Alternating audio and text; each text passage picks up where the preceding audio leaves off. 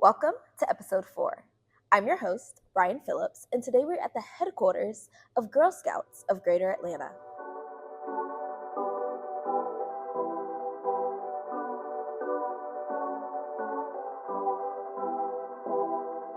Hello?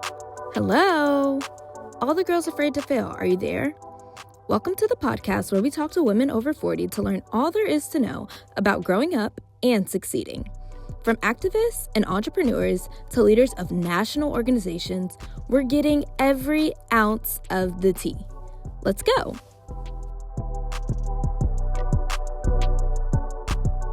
Today we are speaking to Jai Ferrell. She is the first woman of color to lead the Girl Scouts of Greater Atlanta in its over 100-year history, and she has also held executive leadership positions at the busiest airport in the world.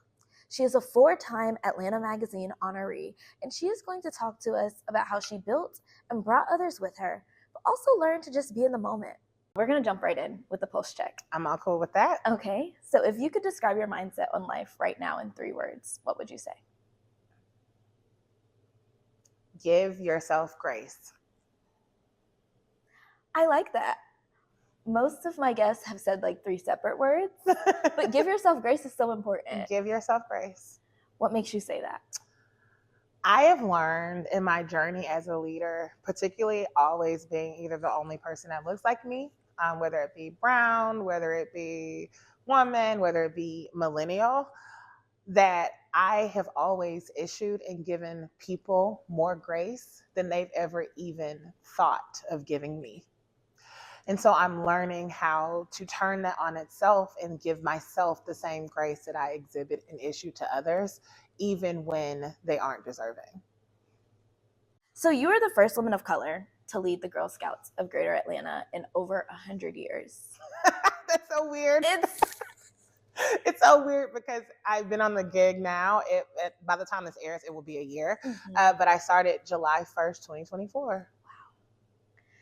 And so can you talk to me about the fears and anxieties that came with stepping into this position? Absolutely. So I've always had pretty cool jobs. My most recent role was Chief Revenue Officer at Hartsfield-Jackson, which is the busiest airport on the planet. I oversaw roughly $10 billion throughout my tenure there. It was different because everything was literally either regulated by compliance of the FAA or rules and governance, or it was a contract, right? So you just check off the list, and if you do these things, you'll be fine. In this space, this is a role that has a different kind of currency. It's not about the money. I am literally helping to steer girls becoming their best selves and changing the world through courage and confidence and character. Notwithstanding, I too was a Girl Scout. So when I see them, much like the girls I saw this past weekend at our Unstoppable Summit, which was our annual meeting, or the girls who are the go-getter girls who are our top performing girls for Cookie, we took them to see Elio at the movie theater. I see myself in them and I'm like, oh my God, I have no idea who they're going to be, but can I help them be their best selves? And what does that look like? The challenge of that is, and I'll just be frank, is there are some things that as a person of color, specifically the first one in 100 years, that I just couldn't do, right? So I couldn't come in and just completely change the organization within a drop of a dime, or come in and change things quickly and swiftly, because frankly, I still have some people who are still digesting my mere existence. The other thing I will say is we cover 34 counties. So metropolitan Atlanta, the kind of the big 5, you're talking about Fulton, Clayton, Cobb, those are different than when you start getting out to the more rural areas where diversity is a big deal, access and taking up space in spaces where you might not necessarily be welcome. So for example, a couple of weeks ago, we had an alumna event. And at the alumna event, there were 2 amazing Golden girls who had been Girl Scouts since like the 1960s. And they reminded me that the Fox Theater in downtown Atlanta, the only time ever in their lives when they were little they could go in the front door of the Fox was when they had their Girl Scout uniforms on for their annual meeting. And I'm thinking to myself, these are not history stories that I'm looking at. They're not black and white pictures. These are women who are living and breathing and telling me, Jai, camping is such a big deal for us because there were some places we couldn't go camping because there were sundown towns. So when I go into these spaces and I know that I take my mom and my grandmother and these other women with me, I take them with me now too, because they deserve to go through the Fox Theater through the front door or feel like they can go camping. And it was something as simple as the freedom to be a Girl Scout that allowed them to do that. So there's agency and power in that. But I'm also very sensitive to the fact that this is nonprofit, and most nonprofits have challenged with this idea of the cross section between enterprise and like empathy, right? And so, yes, the mission is important, but we're still a multi-million-dollar business, right? That still has to have strategic plans and performance indicators and all those things. So, it has been a journey that has been beautiful, and much like my patch, which I'm sure you'll probably show, there's a process by which a butterfly goes from egg to caterpillar, and then caterpillar, they go into this pupa phase, right? And the pupa is this hardened outer shell. And most butterflies don't survive that process because they're not courageous enough to move their wings to break through. And so when I talk about things like grace, it's me giving my own self the grace to be able to come back and say, you know what? I am being courageous in these moments, and making sure that I have allyship and advocacy at all levels, whether it's my team, the board, the girls. I show up for them the same way that I showed up for you today, right? Like I move because I know that these stories are so important to be told. And I would much rather be here talking to you about this because somebody somewhere is waiting on something like this to show up so that they can show up to be themselves. So I'm just doing, I guess, my part for the universe. Yeah. And so you talked about this point of courage. And so this podcast looks at how girls in their 20s can kind of build that relationship with failure early. So can you talk about like how you formed your relationship with failure, how you found Absolutely. We as girls, especially as Black and brown girls, are taught very early to do the hard work, to do the sweat equity, to get in there and get it done, to get it out of the mud. Because frankly, there are people who have a 450-year head start, right? Who are already at third base and headed into home, and we just put our pants on, right, to play the game. And what I think about is all of the people that made sure that I could be present in this moment. So a couple of weeks ago, the Atlanta Dream gave me an award of being an affluent woman and working with girls. But in that very game, I was reminded that my mother used to work at what was then called Phillips Arena, now it's called State Farm Arena, as a concierge person, putting me through school at Spelman. And the fact that she went from being in essence, server to being the person that served, I have a responsibility to make sure she gets a return on her investment. The challenge is that we're also not taught that leaving early is not quitting. We think that we're supposed to allow someone to beat us into the ground, bloody and bruised and broken, and then that meant something. It is okay to choose what best suits you. I think it is homicidal to stay in environments that will dim your light. And it is 100% important for you to do that. So if you get to a point in your career where you start to realize it's not about the work anymore, it's about how you feel. If you don't feel your light can shine, if you can't show up and take up space in that room, it's fine to leave those spaces. But we're taught, keep working and working hard. It reminds me of like toxic relationships, right? You can't love somebody enough to make them love you back. And I think that's what we do. We think if we put more energy into it and we do and we go harder, then maybe, just maybe somebody's going to see that return. But the reality is you've got to see your own value.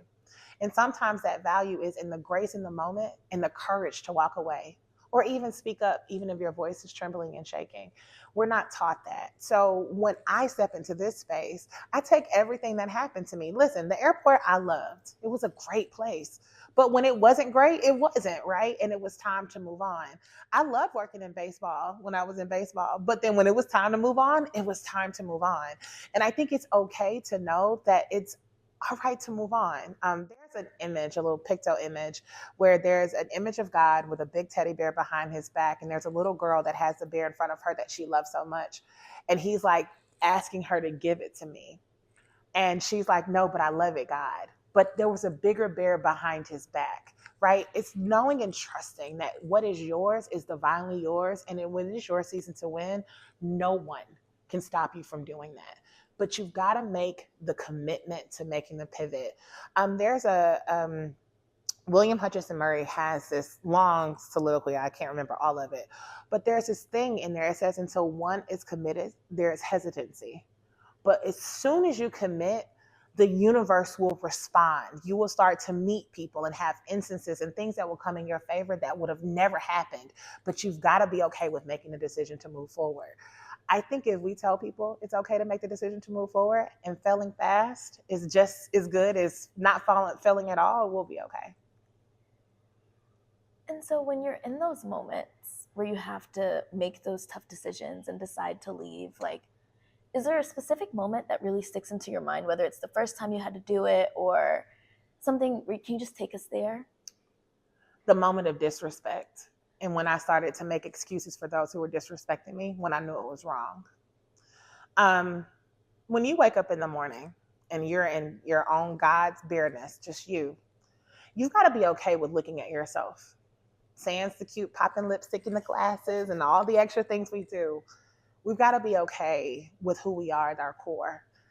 And my body was responding in a way that I didn't realize when I was under stress. Like I had headaches, or I was having issues gaining weight and then losing a crazy amount of weight. And I was like, oh my God, what's going on with me? When the reality was my body was telling me everything I needed to know. I just wasn't listening to her because I had gotten accustomed to being disrespected.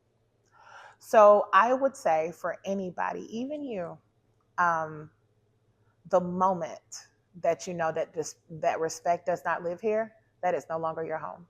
Yeah.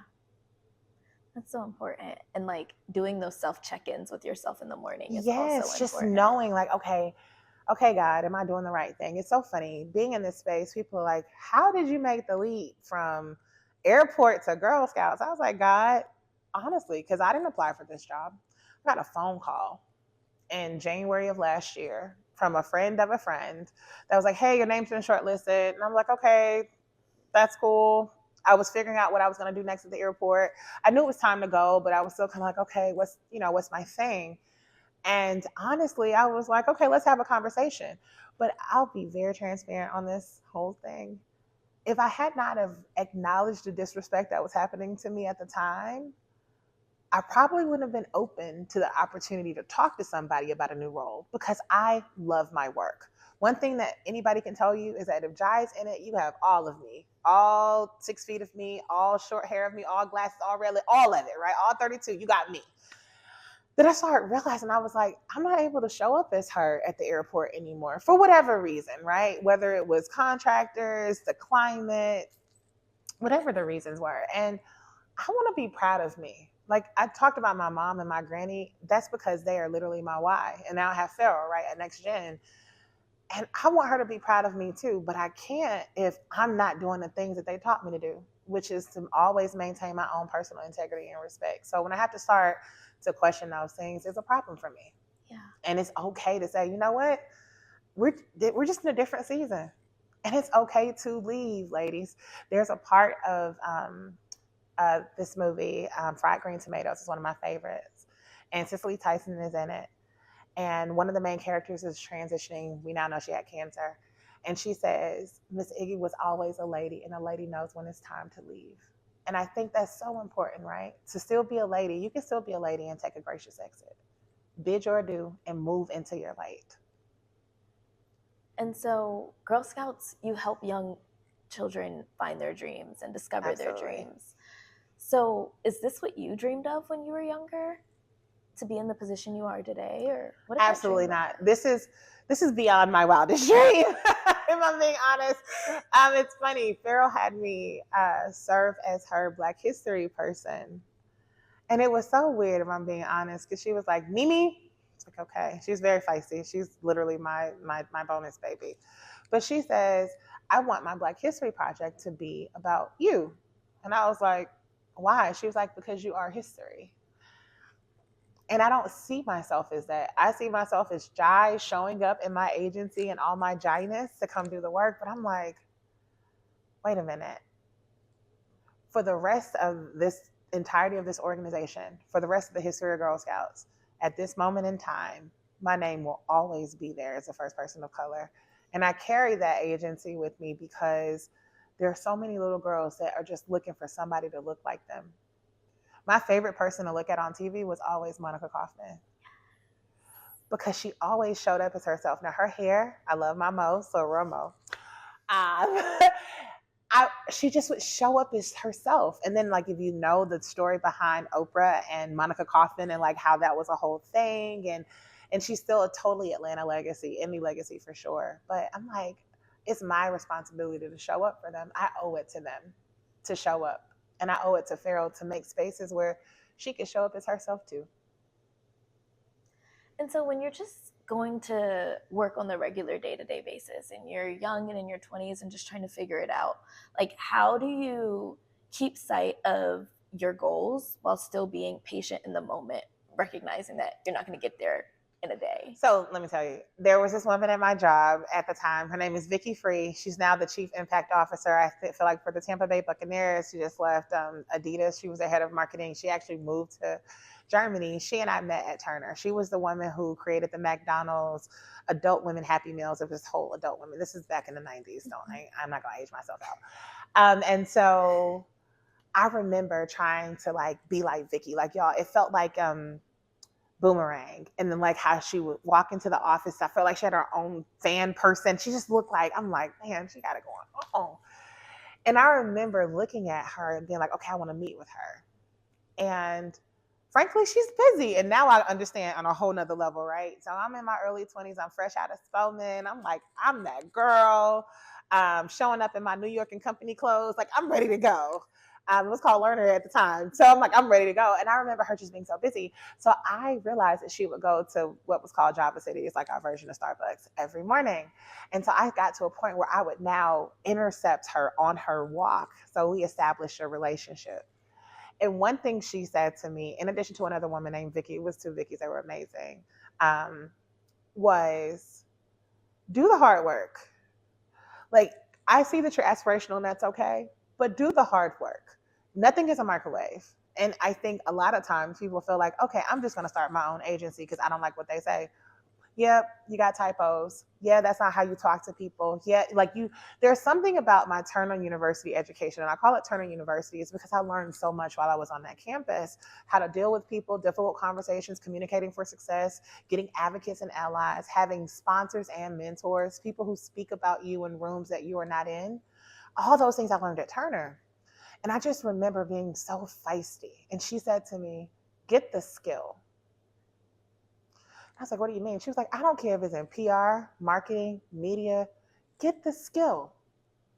If the skill is communication, do that well. Because it doesn't matter if it's Turner, if it's Black Movie Awards, if it's Tyler Perry shows, whatever, get the skill. So what I would say is get a transferable skill. Vicki Hamilton, another one, I love her, amazing. She was a senior vice president when I was at Turner.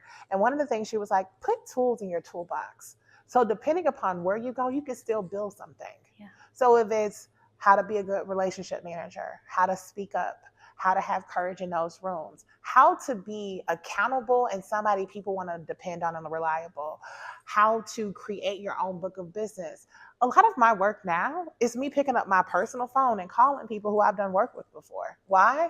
Oh my God, Jai, we're looking for somebody over at the Braves. Oh, no problem. I interned for them. I'm looking for somebody over at the Atlanta Dream. Oh my God, I know Morgan from when she was at the Falcons. I can call her.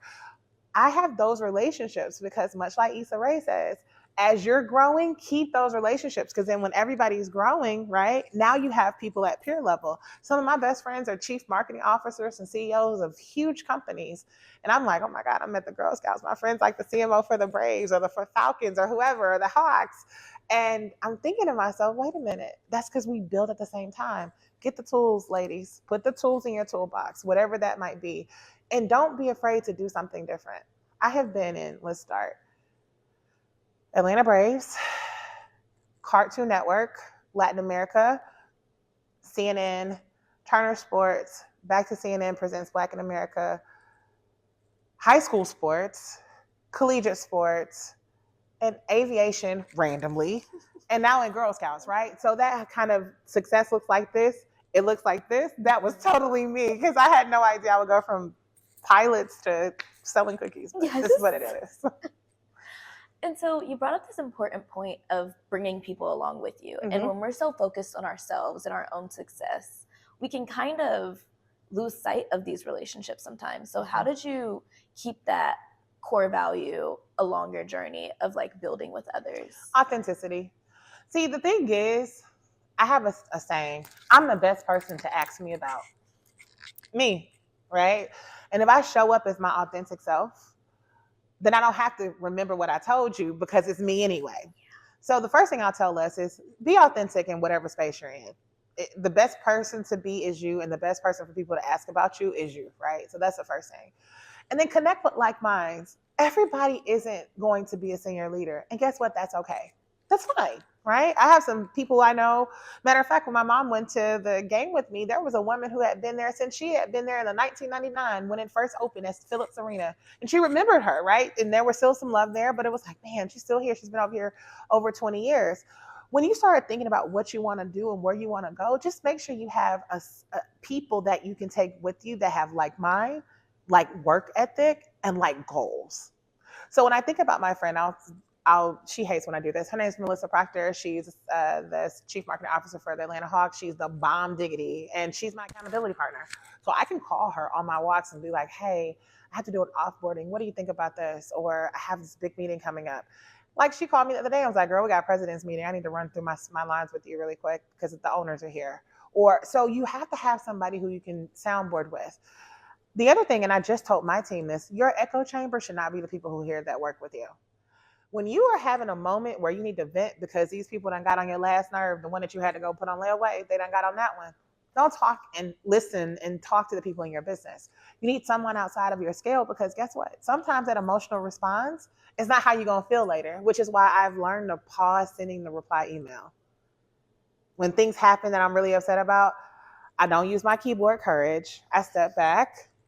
Because right now I just could be triggered and charged because maybe I had a long day. Maybe I didn't have my orange slices that morning and I might be a little annoyed. Maybe I'm menopausal or perimenopausal and I don't feel like it.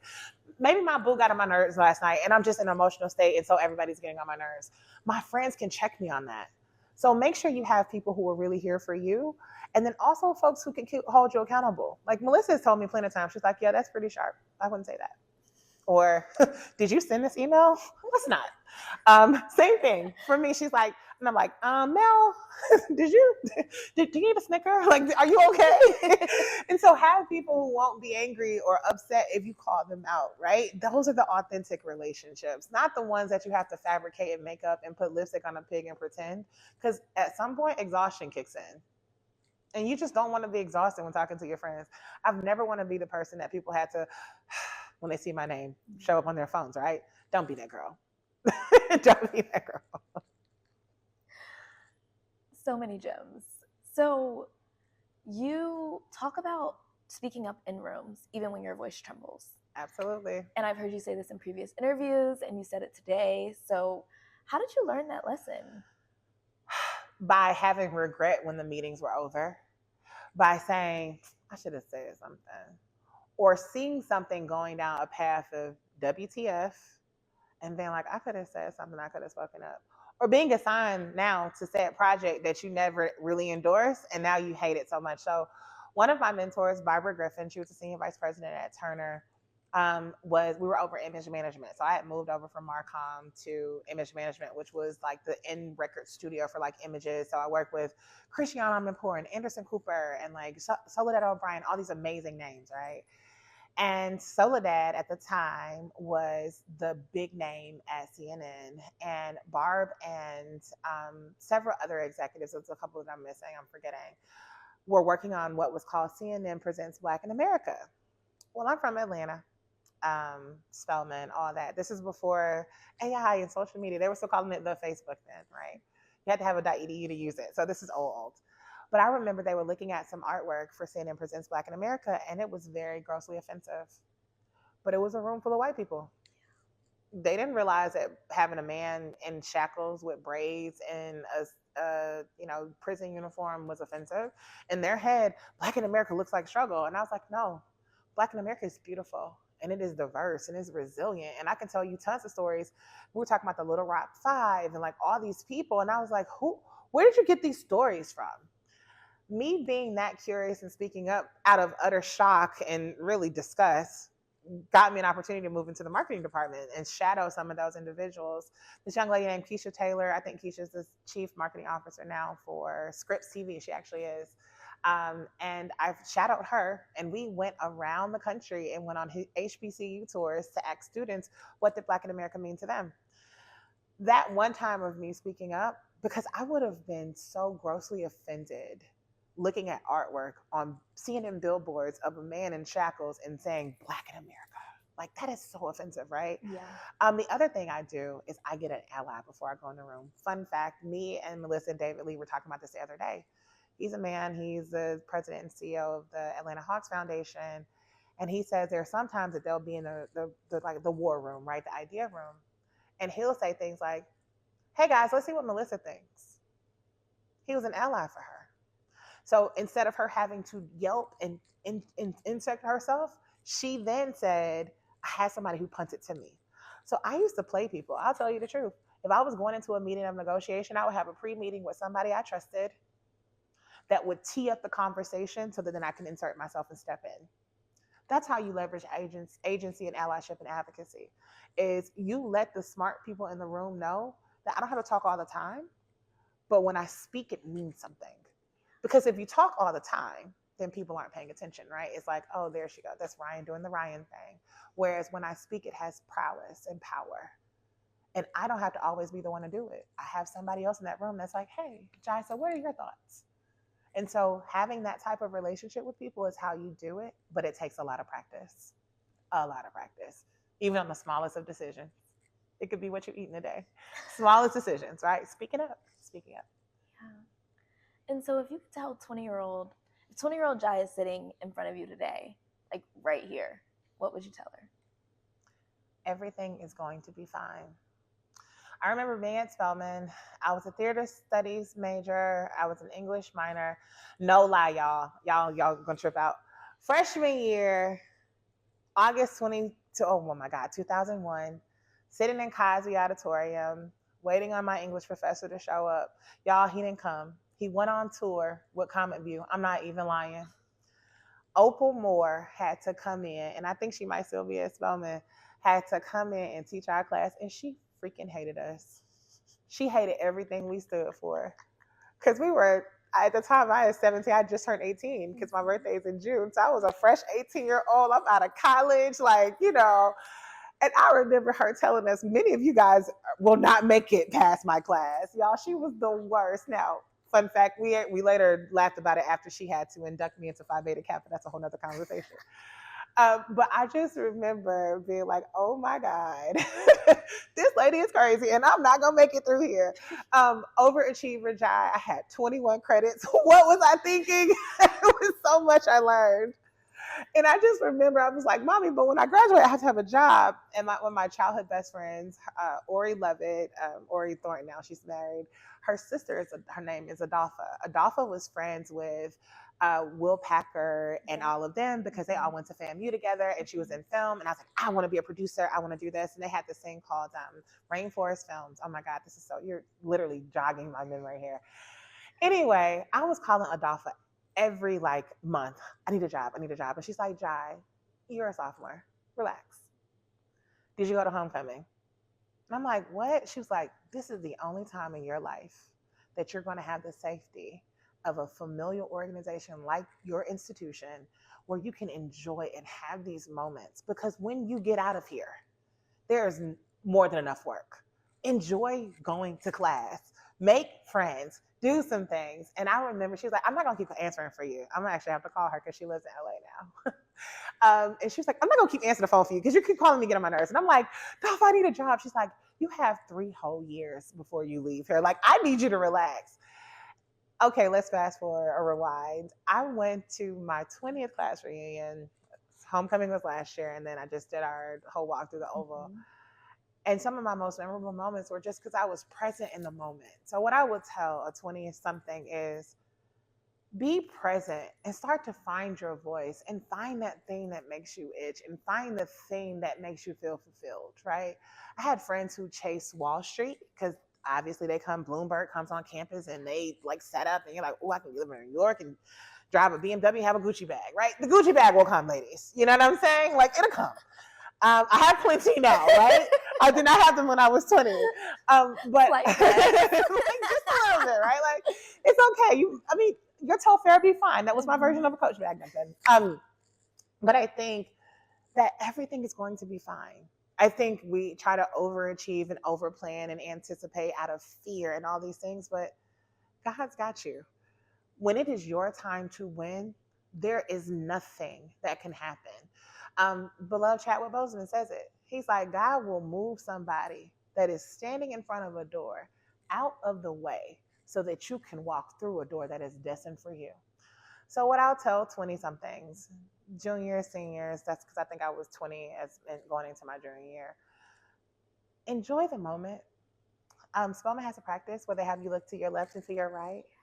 And they're like, this is the only time you'll be present in this moment like this ever again. And it's true. It's so true. So be present. Take up space. Find your voice. Find the things that really make you itch. Because life is short. We go back to those butterflies. They have a very short lifespan. I think they might live 100 days. But everybody sees butterflies as something majestic and beautiful. So just go be beautiful. Wow. Thank you so much. You're so very welcome. Thank you so much welcome. for taking the time and speaking with us. And this was amazing. Wonderful. Thank you for even asking.